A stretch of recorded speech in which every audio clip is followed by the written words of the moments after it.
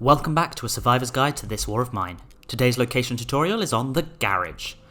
This is one of the earliest locations you can unlock in the game and can be incredibly useful for a variety of reasons. It consists of a house, which houses a man and his elderly father, and a car garage on the back. We'll start with how to get around, as it's relatively simple, and then move on to interacting with the people and the different exploits that can be found here. So, in the first bit outside the house there is a high level with a scavenging spot. Be sure not to miss it.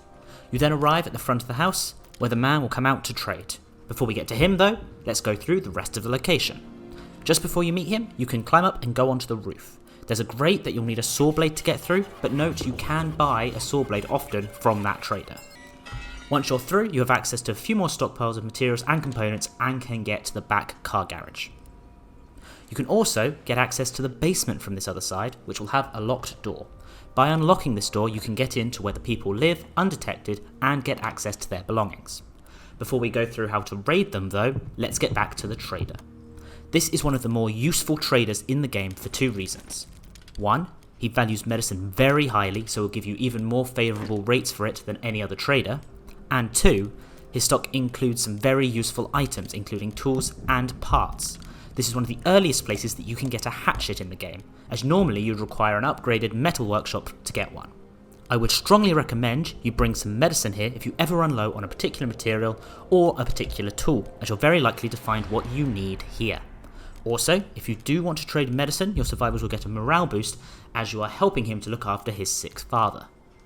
However, if you are running low on medicine and don't mind stealing from a man and his elderly sick father, you can get access to his supplies through the basement. If you go to the stockpile at the far end of the basement from your entrance, you'll find the trading stockpile. This should replenish every 2 days, as long as you don't take the final item. This can be used to exploit this location and continue to get useful tools and materials without end. One final thing to mention if you are planning on stealing from this group is there is a stash under the bed. The elderly father will be asleep on the bed with the stash under it. You can go loot it, but for any character apart from Arika, attempting this will wake up the father, who will then call for his son to come and deal with you.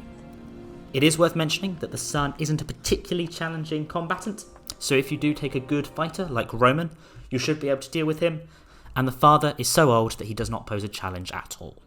And so that's it. I hope you enjoyed this tutorial, and I look forward to the next episode. Ta-ra!